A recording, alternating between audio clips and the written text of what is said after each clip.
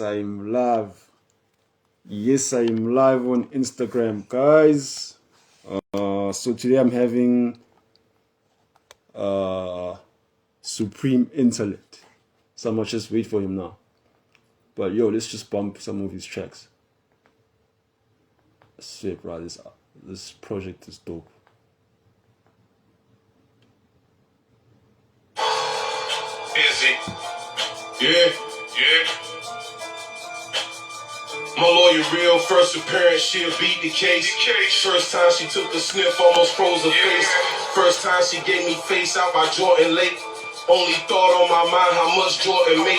Extraordinary left wrist guard, keep the shake. Divine covenant, silent when you speak the J. No state farm, only violent crackers with them steak arms. Under pressure, stay calm, God's palms. Put together when we say grace. Mask over the bare face, heat in my palms. To be a cold case, don't need that. Only hit the plug for that feedback. There we go. That's all it take to get the bread back. You call that good hustlenomics. Where I come from, double it once, double it twice, then you stack some. Money left blood in my eye like George Jackson. Grew up on the wild side, I had a jack one. My lawyer real. First appearance, she'll beat the Peace, God. First time she took the sniff, almost lost her face. First time she gave me face out by Jordan Lake. Only thought on my mind how much Jordan made she make. Yeah.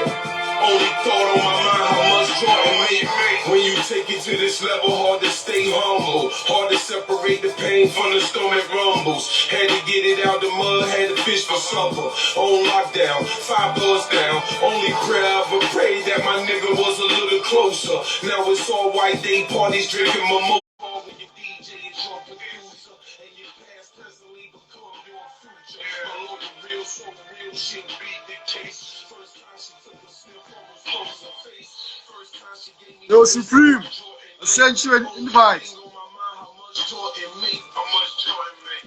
Yeah. Only thing on my mind, how much Jordan make.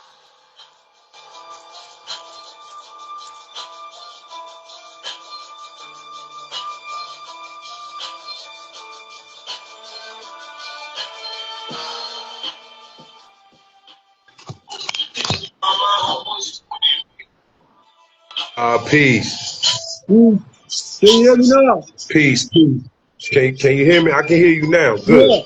Yeah, I can hear you, OG. I think it's better now. Oh, you can Yeah, hear me?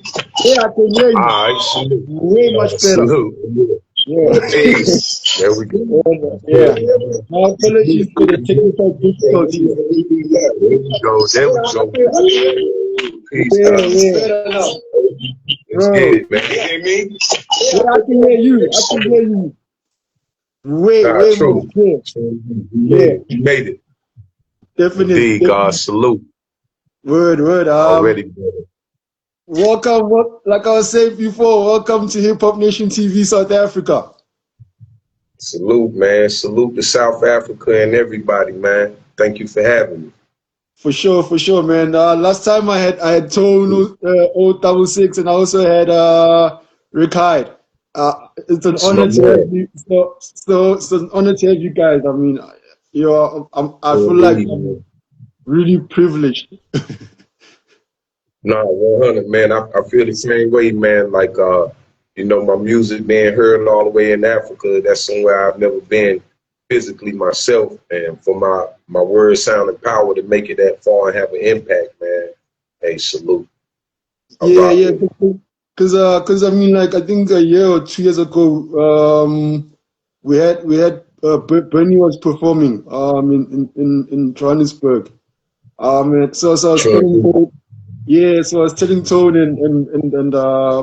and Rick, like, yo, I wish you guys, like the whole family you guys could come this side. But I'm sure in due time definitely will happen. Yeah, true indeed, man. I mean, life is life, but I would love to do it, man. Big BSF, Black Soprano family. What can I say, man? It's my family. I first met Rick Hyde, Benny, and DJ Shay back in 2019, and it's just been love ever since, man. I'm a master barber educator, so every time they come to North Carolina, I have cut, served them, prepared them for their shows, and stuff like that. And the bond just grew from there. Me and Rick Hyde got a song together on my new project coming out September the 11th of this year. Me and Whoa. Fuego, True D. Shouts out to Rick Hyde, Buffalo in the building. Got Fuego Bass, also another artist that was signed by Benny the Butcher from Connecticut, Hartford, Connecticut. He's on the album. We got 2 songs together. And I got my big brother, peace to the God, Shaheem, the rugged child from Wu-Tang, a legend. You know what I mean? We got 2 songs together, and one of our songs will be featured on the new album dropping September the 11th, man. So it's pretty heavy, man. I got some nice people on the record with me. For sure. Oh, and on my side, I also have to give a shout out to Kendrick Hall for introducing me to you. I gotta give honor to him. Please tell him, please ask him for me when you see him and say, yo, thank you. I really appreciate it. I wish I was there to honor him. That's the whole Nah, salute, man. For sure. I said thank you too. Already. For sure. So for somebody that's hearing your name for the first time, who is Supreme Intellect? Oh man, Supreme Intellect is just a righteous brother, man. You know, I've been through a few things in my life, like most of us. You feel me? And I was just blessed enough to make it through all of my, you know, my ill dealings and just lack of education about myself and life. Period. I made it through it, and I'm blessed to be Coach Born 49, and here we are, man. Supreme Intellect, just a righteous brother on a righteous mission. You see what I mean? Yeah, sure indeed. Well, that's a blessing. I mean, you make 49 look good. If I can look that good, 49, I know I've achieved something. Salute. I mean, health is wealth, man. So you know, we invest in everything else. You got to make a daily investment in yourself too. You know what I'm saying? For sure. Thank you too. Yeah, it's an honor, man. Word. And what inspired the name? What does it mean to you? Supreme Intellect. Supreme Intellect means one of Most High. You know what I mean? Just dealing with the intellect of the Most High. You know what I mean? We deal with a lot of common information, common knowledge, but when an individual is blessed to be able to receive, you know what I mean, that knowledge and that wisdom from beyond us, then that's Supreme Intellect. You see what I mean? And Supreme Intellect is not me as an individual, it's us as a collective. You see what I mean? Supreme just means Most High. Intellect just means intelligence. You see what I mean? So I'm always thinking in a higher sense, you know, just always looking at things for what they are, not what they appear to be. That's Supreme Intellect. Whoa. So let's take it back to when you grew up, and how was like the hip hop environment for you when you were coming up? Yeah, it was crazy, right? Because coming up, we wasn't even allowed to listen to hip hop. To be for real, you know. Yeah, my parents they wasn't really into that. You know, they was into the classical music, R&B, of course, soul, gospel, things like that, man. When hip hop came on the scene in the 80s, you know, for us, because I'm from the country, I'm a country boy. You know, I was raised in the woods, you feel me, with all family, stuff like that. So they wasn't playing all the cursing and the loud beats and bass, and they ain't do all that. So, you know, hip hop for me came from my cousins or my relatives, of course, from up north, New York. My cousin Craig, my cousin Daryl. You know, my cousin Daryl, he older than us by like 5 years. So when he came down, he knew all the lyrics, the Run DMC song, LL Cool J, and he knew how to beatbox. You see what I mean? He was the first person I ever heard beatbox on this planet, not Dougie Fresh, the Fat Boys, and nobody else. It was my cousin Daryl from Queens, New York.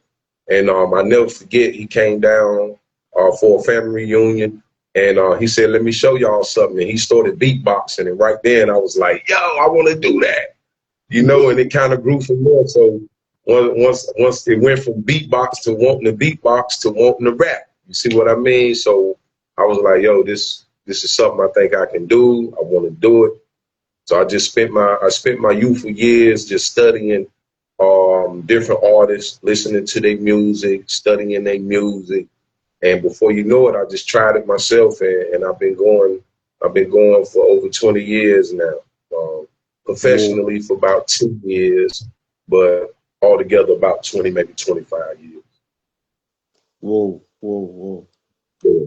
So Um, hip hop is a vital part of my upbringing. You know, it kind of helped shape and mold part of the man that I am today. wow. And I mean, and also, I mean, mentioning that you're saying like your catalog goes back then a decade, right? True. When you listen to like your early material, Okay. do you hear a completely different person from now? Do you think do I think I'm a different person now? Yeah, Listening to my material, most definitely. I'm yeah, definitely a different person now than most of my material. A lot of stuff that you hear come from me, I'm just reflecting. A lot of stuff I'm reflecting on, a lot of stuff I made it through, a lot of stuff my people have made it through. And it's kind of like when you enter a certain aspect of life, right? And you're blessed to make it through still in it because you know you got people that's still in it, and I can't judge them for still being in something that I was once in. So instead of judging them, I try to help them find a way out the same way I was able to find a way out. So a lot of my music is, is a reflection, but at the same time, it's current because even though I might not still be in it, I got people that's still in it, and my ties will never be broken. You see what I mean? So I find a clever way to weave, and plus, I know what get people here, and I know if I can get your ear, eventually I can get your heart, and if I get your heart, then that's when we'll introduce you to the other side of Supreme Intellect. See what I mean? yeah, The first side got to be like applesauce. I can't come out just like the whole apple. I got to come out like applesauce first, give people what I know they want to hear, and then I can introduce them to the whole apple, what they really need, the nourishment. You know what I'm saying, God? That's how my music is built. well, basically, you're reaching the soul and the spirit. True indeed. True indeed. And it takes some people look at some of the stuff that I say or hear some of the stuff that I say and be like, wow, you saying some real crazy stuff, or this is kind of Yeah, right. But it take that reaction for me to be the artist that I am, because I know if I can get your mind thinking like that, then I can slide something in there that you really need. I can say something that I really need you to hear. And that's kind of how it go, man. I had the opportunity to meet and perform for my great brother Styles P. On one yeah, third of the locks, yeah. Yonkers, New York. This was back in 2012, and he basically requested to take a photo with me. And while we was taking our photo, he basically just took a moment to put some seasoning on me, bro, just to sprinkle some seasoning on me because I was still raw and uncooked to a degree. And he just let me know, like, yo, you got it. However, you just let it out. Like, stop thinking and worrying about what people gonna think or if they listening or not. Just say what you gonna say, God, and be done with it. So ever since then, I don't even write no more. You feel me? I just let it meditate in my spirit, and then when it's time to deliver, I deliver. The Yeah, red man. talent, like the people that used to do that was like Biggie, Jay-Z, and Lil Wayne. And I mean, you also you even once wrote a song, like a letter to Jay-Z. What was going on in your mind when you made that record? I didn't hear you. No, I was saying You like, said, yeah. I was saying that you being able to express yourself without even writing, that's something that's real. Like if you look at Biggie used to do it, Jay-Z and true. Lil Wayne. And And I also remember hearing a record that you did for Jay-Z. You wrote a letter to him. So what was on Sure your do. mind when you made that record for Jay-Z? It's crazy, right? Because I'm inspired by those same brothers, right? But back then when I was listening to them and I was hearing like they don't have to write and all this, I was a writer. Like I used to write every single day, right? And I couldn't fathom in my mind someone having that ability until I was incarcerated, and I met two brothers while I was incarcerated. My great brother named Fuquan, he's from Fayetteville, or right outside Fayetteville, North Carolina. And then my great brother, we call him Scar, a tribal Scar. He was a roster brother, and he can rap. He was nice. Neither one of these brothers would. I couldn't believe like they could just go in a corner or something for a few minutes, come back out, and be like, "Yo."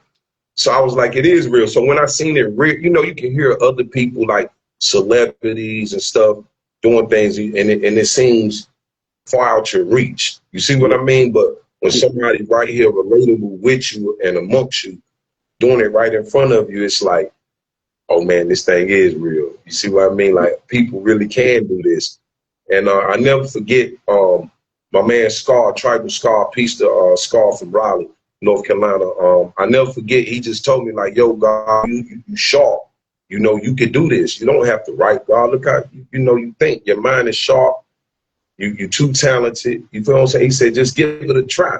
And it wasn't until after I met Styles P and had that conversation with Styles P, and he was just like, let it out. He clicked then when he was just like, and watching him perform, this is where I want to be at. This is where I never taken my skill set to. And I wanted to take my skill set to that level. So what I did was I just started out 4 bars at a time.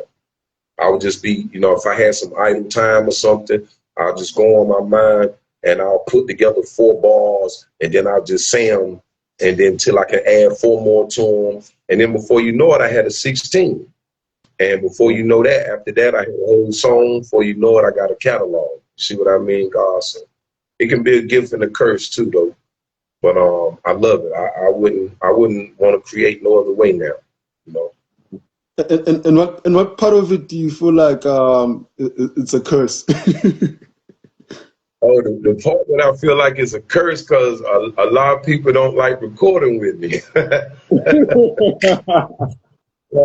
Just to be for real, man, because a majority, basically about anything you hear me on now, only takes about 5, maybe 10 minutes to create. I'm gonna just be for real.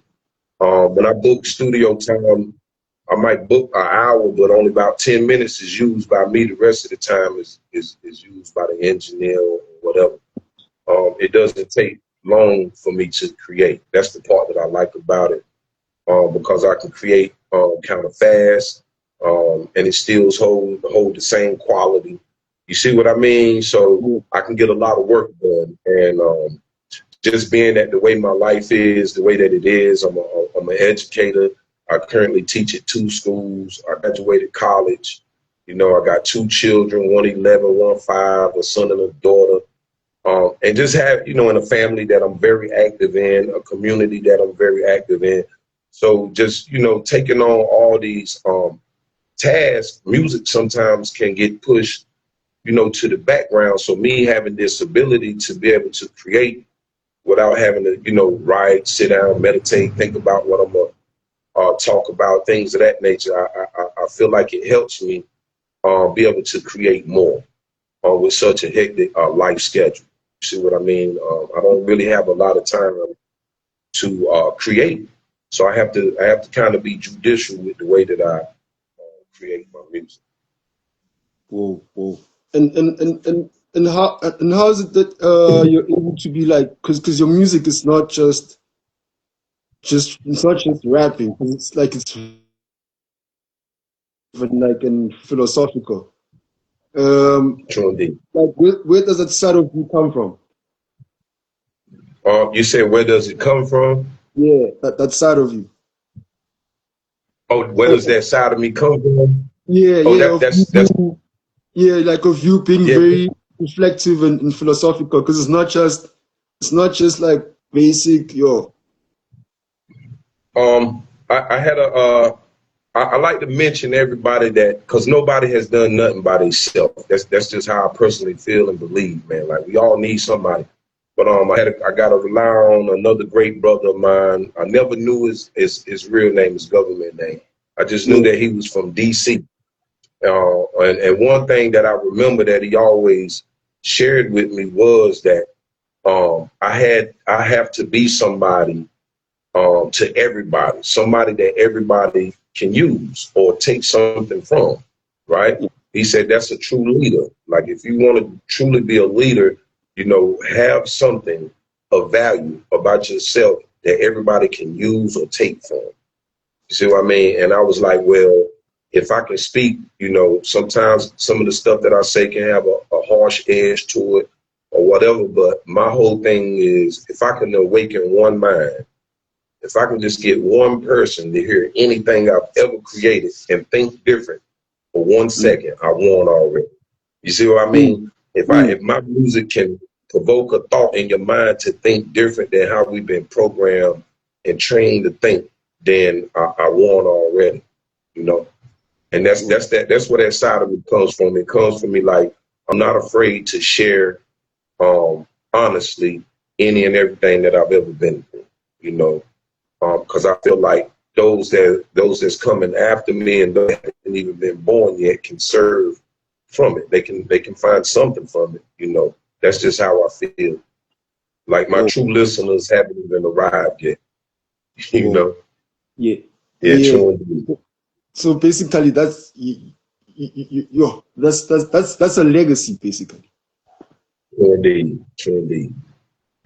I tell my close brothers all the time that I'm actually just building a catalog for my children, man. Like if they never do music a day in their life, they got thousands of songs from their father that they can just uphold, represent, push, dissect, learn from. Like, why did my dad think like this? Or why did he say that? You know what I mean? Yeah. And whether if I'm here or not, to give them understanding, then I feel like in time, if they listen to my voice long enough, they can hear what I was going through. They can hear what I was reaching for, what I was bringing to the light, what I was trying to share with the people.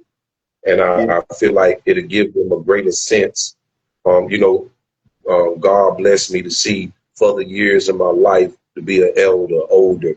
I feel like they can see, you know, they don't have to just see me at that state. They can see me like, dang, my dad made this song when he was in his 30s, and this is how he sound. You see what I mean? So maybe give them a mental picture of who I was when they was little. You see what I mean?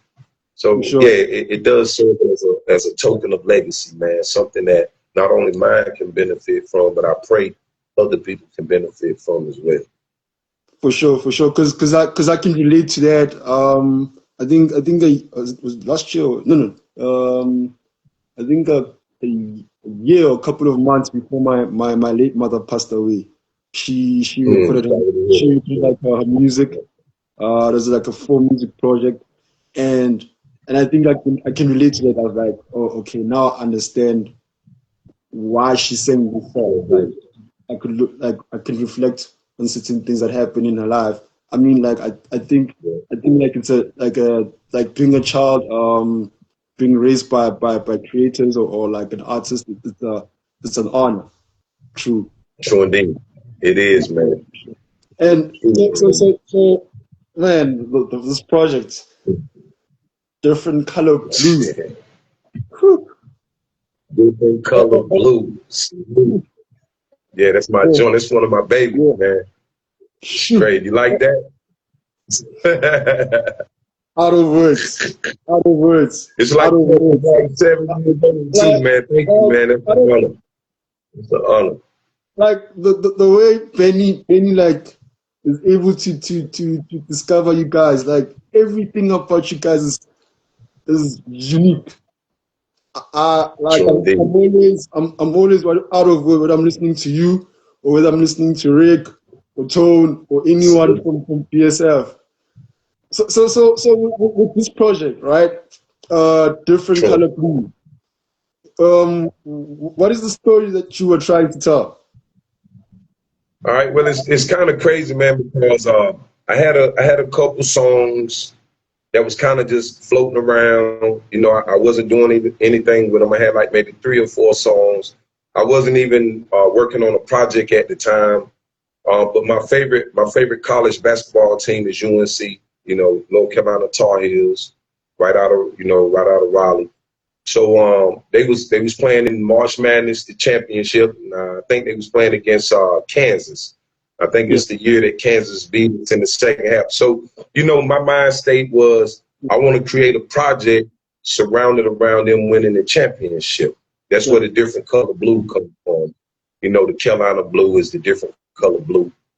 Then on the album cover, we got Jordan flying through the streets with his eyes blocked out. Yeah. You know what I mean? So just, you know, keeping that Goodfella mob thing going. But yeah, the project just literally came from me seeing them in the Final Four, and then 4 days later, I got the album Different Color Blue. And I wanted to release it in the event that they won the championship. I was going to drop it, you know, right after they won the championship. But they lost the championship, but I still the album though. Because Yeah. by the time I finished it, I was like, I gotta put this out. You see what I mean? So, and Peace God, you know, the opening track on the album, Peace God, I performed it in Augusta, Georgia, and they at a Juneteenth festival, and they loved it, man. So I was like, yeah, I definitely gotta release this. I gotta put this out. So, you know, after performing that song and people, you know, gravitating to it or whatnot, that propelled me to go ahead and put the project out. Because I wasn't going to put it out because I was like, well, they didn't win the championship. But, you know, I still put it out anyway, though. Yeah. Yeah. So it turned out to be a good project, though. Yeah, throughout all, even the losses, but it created a great memory and an inspiration, and also it has an impact. And which songs do you like particularly feel like for you? Which one is the particular song that you feel like is your favorite the most? Yeah, my favorite one is Walk Away. And my favorite one is Walk Away because my niece, you know, rest in peace to Leia. My niece passed at the age of 25 from a overdose from a bad pill. You know what I mean? And she was my artist. A lot of people didn't know that she was my artist. I taught her how to rap around the age of 3. By the time she got into 8th grade, she didn't even write no more. She stopped writing her rhymes before I did. And you know, by the time I came home after my sentence, I mean, she was a beast, right? And I just never forget. I always told her like, "Yo, you gonna be on one of my albums. I'm gonna put you on my record. We gonna have a record, like a real record, like waxed. You know what I mean? Like a 12-inch, so the DJ can, you know what I mean? So, you know, when she passed away, it crushed my family. It hurt us. And the song was never mixed and mastered. We just recorded it, and I had it in the archives. But when I got ready to put out Different Color Blue, I was like, man, this is the perfect opportunity to add that song to this project as a salutatory measure or token for my niece, man. And so that's what I did. I put the record on, put the song on the album. I got it pressed up. I think I got 100 copies made of wax. I had 100 vinyls made, and man, I just gave them to my close people, like her mother, my oldest sister, and her husband, you know, and her sisters, my nieces, something that they could have, man. They can put that record on and go to track 4 and pull her voice up. You know what I mean? Word, sound, and power. We live on through word, sound, and power. You feel me, God? So just hearing her voice on that song with me, it always do something to me to keep going. You know, when people be like, "Oh man, you need to stop this, that." You know, I do it for other reasons than that, God. I don't do it for me. I've never did music just for me. You see what I mean? The only thing that I get out of doing music, just being transparent, it's my therapy. You see what I mean, God? It's my way out. You feel me? It's like it's a world that I can step in that I have total control over. You see what I mean? And if I want to bend metal, I can bend metal. If I want to shoot fireballs out my head, you see me? It's my world, God. It's the world of creativity.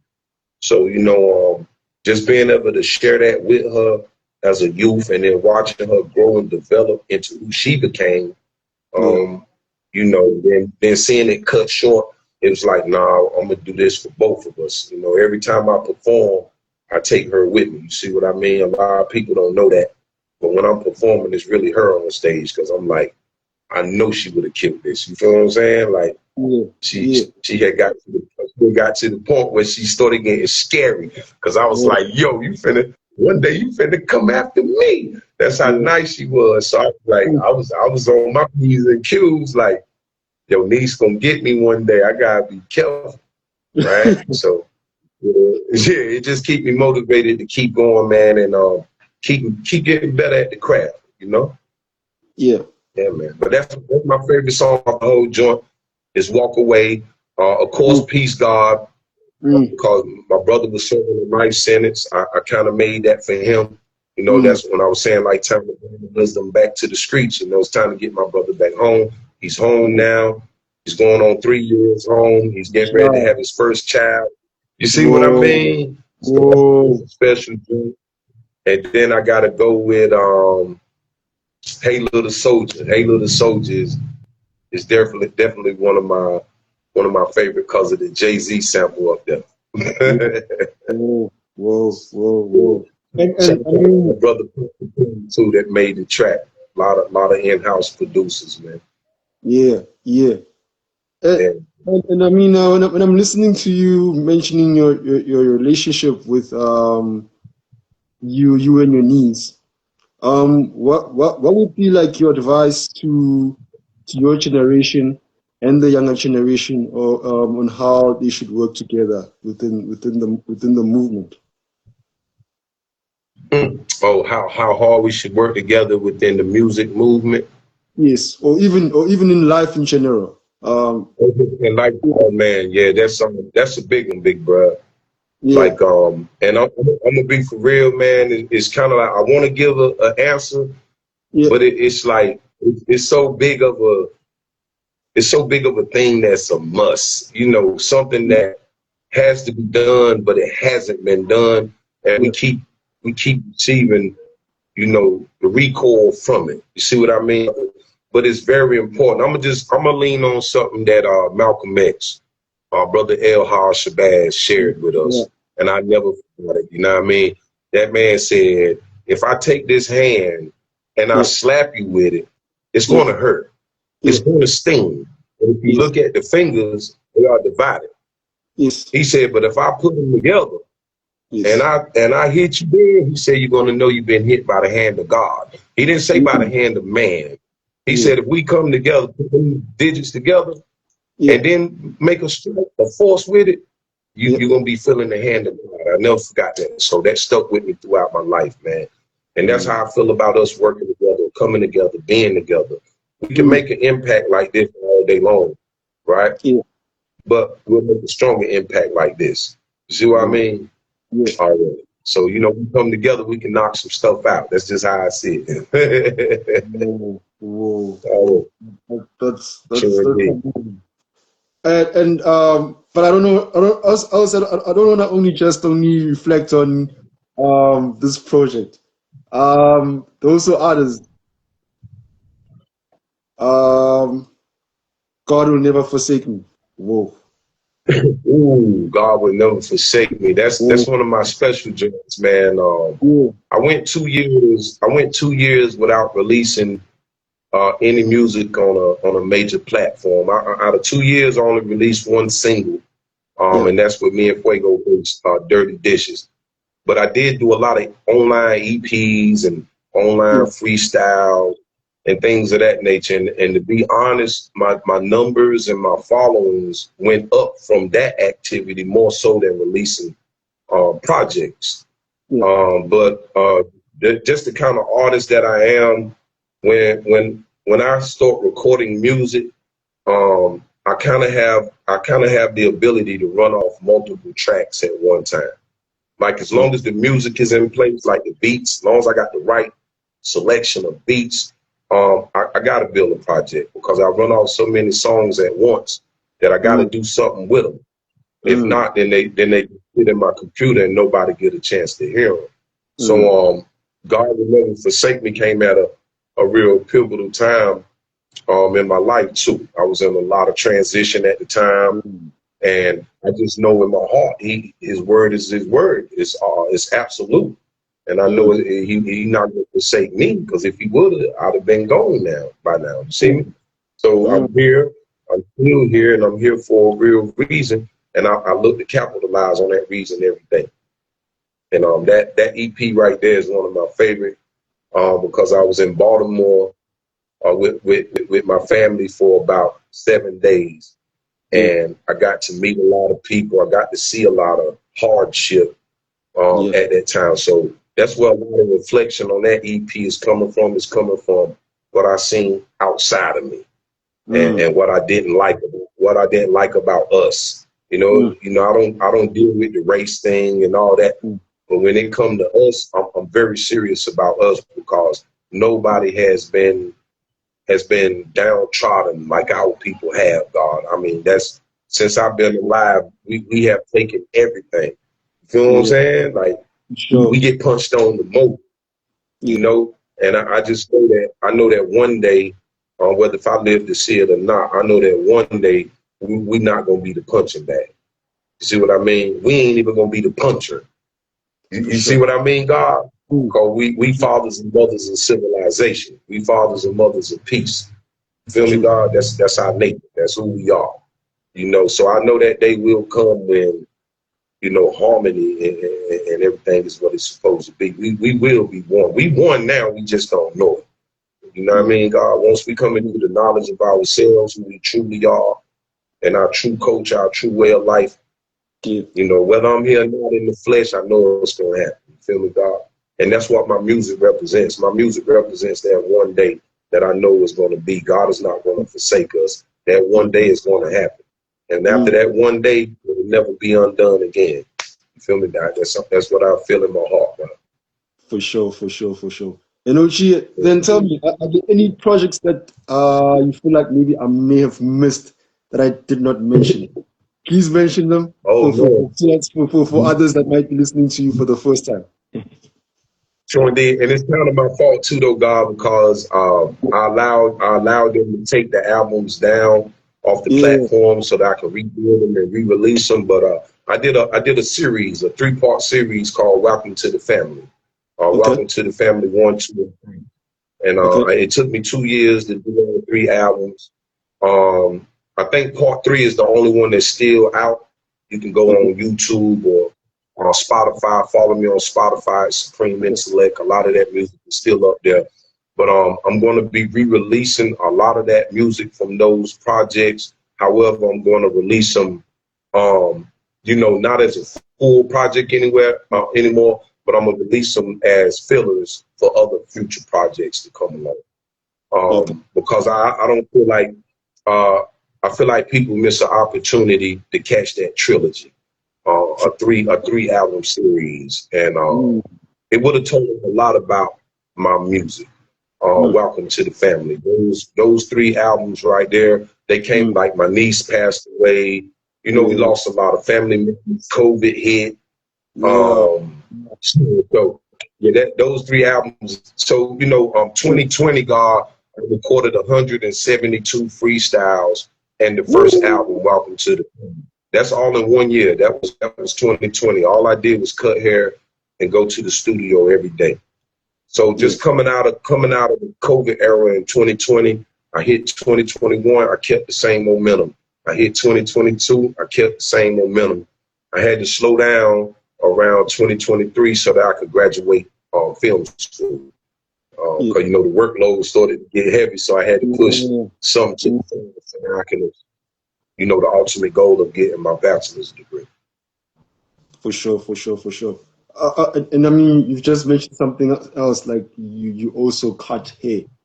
Like basically, you're multi-talented. How did that start? Well, what, cutting hair? Yeah. Yeah. Cutting hair started with a why not. The opportunity was presented to me my last 3 years of incarceration. North Carolina developed a prison program for inmates to receive their barber license that would be usable in the free cipher in the world. And I think I made the program. I made the program by maybe a month. I had just about a month worth of the requirement left to make the program. They asked me did I wanted to join. I said, why not? You feel me? I done tried a few other things. I didn't like it, so I was like, why not? I'll give it a shot. And I gave it a shot, and it became a part of my destiny, my life destiny. So, yeah, that's how all that came about. It came about with me just being like, well, I'm definitely not going back and try to be Scarface. You know what I mean? I can't tell that. It's over with. Yeah, it's over with for that. So I think a barber fits me a little bit better than Scarface. But it's I can't remember. I was having a conversation with one of my friends, and I was asking, what is it about like people that or formerly like used to sell drugs or like ex-cons, they're very good when it comes to entrepreneurship. I think we have a knack for entrepreneurship because even though we selling drugs, committing crimes, that to me, that's a part of entrepreneurship. Now it might be on the negative end of the spectrum, but you still got to do everything for yourself. You got to carry all the weight. Anything that happens wrong, it's going to happen to you. You're going to have to take the weight for everything. You see what I mean? So I still see it as an aspect of entrepreneurship. It's just on the lower end of the totem pole. However, making no excuses for some of the things that I may have done that was not a good. But we just have to grow. Some people just have to go through what they've been through in order to become who they are becoming. And I'm one of those people, when I bumped my head against those prison bars and the only thing that moved was my head, I knew that was somewhere I didn't want to be.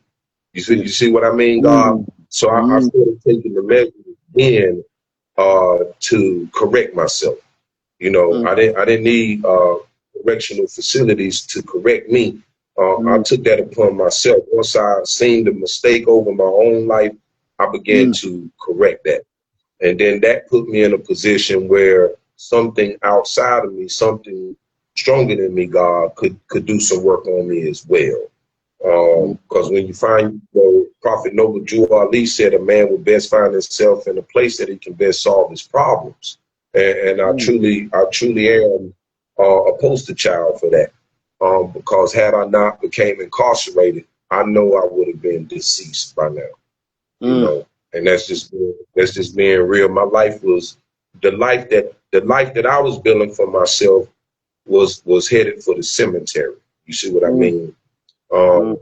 So the life that was built for me, predestined, was just waiting on me to iron myself out. And once I corrected myself, then it's kind of like the doors to my destiny open up on their own. I'm not making nothing up. I'm not trying to sound. You see what I mean, God? But that's my best interpretation of my life. I went through hell so that I can know what heaven looks and feels like. You see what I mean, God? And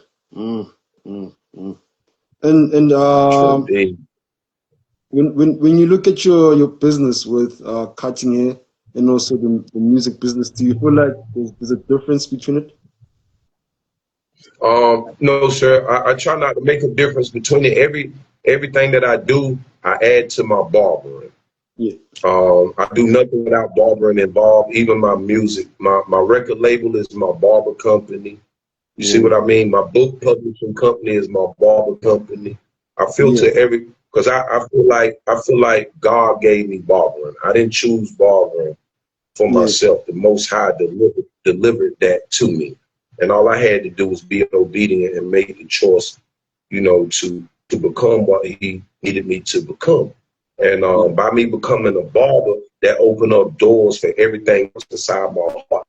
I wanted to be, like an artist, a professional recording artist, a film director, you know, a community leader, not somebody tearing up the community like I once did, but somebody rebuilding and restoring the community, which I am now. You see what I mean? So I feel like by me getting in position as a barber and a barber educator, just opened up my heart's desires. You know what I mean? I feel like that's the reward from the Most High for me being obedient and getting in the position that He needed me in, so that I can do the work, not only myself and my family, but for Him as well. Then that's when my heart's desire started to get attention. You see what I mean? Whoa, whoa, whoa. And can you please give us the address for your barbershop for anyone from the US that's gonna be watching this, that's watching it for the first time? Yeah. Well, I kind of like, I'm a universal barber, God. Like, I cut any and everywhere. I ain't even gonna hold you. But currently, if you needed a physical location to come see me, you can always visit the Renaissance Grooming Lounge in Durham, North Carolina. Okay. The Renaissance Grooming Lounge in Durham, North Carolina. I don't know the address. I just know how to get there. Right, but I cut mobily. I can just about walk in any shop and get busy, like, just offer respect. No shop owner is gonna turn me away in North Carolina. I know that. Because they know my work ethic, they know what I bring to the table, and they know I'm a cut like a machine. Like, I ain't going to sleep, I ain't gotta eat. You see what I mean? Like, I love what I do, and I do it until I can't do it no more. But yeah, I teach at 2 schools currently. I teach in Durham as well, and I also teach in Jones County, Trenton, North Carolina. But you can find me in Goldsboro, North Carolina. That's my home city. Shouts out to Goldsboro, North Carolina. Anywhere in Goldsboro you can find me, because I drive all over the city. I cut just about everybody, you know, and if I don't cut everybody, it's because I ain't got enough arms, you know. But yeah, they can find me anywhere. Make it to Goldsboro, North Carolina, and ask for Supreme Intellect or Fade Griffin, and you got me all day long. That's it. That's it. That's it. But before you leave us, can you please give us your social media links so that they can be able to reach you? True indeed. You can find me anywhere on social media using my attribute Supreme Intellect or How to Fade Like Griffin. That's HOWTOFADELIKEGRIFFIN.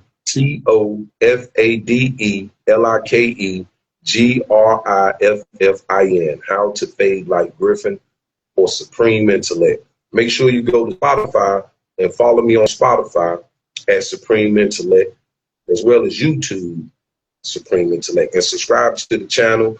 Hit that like button.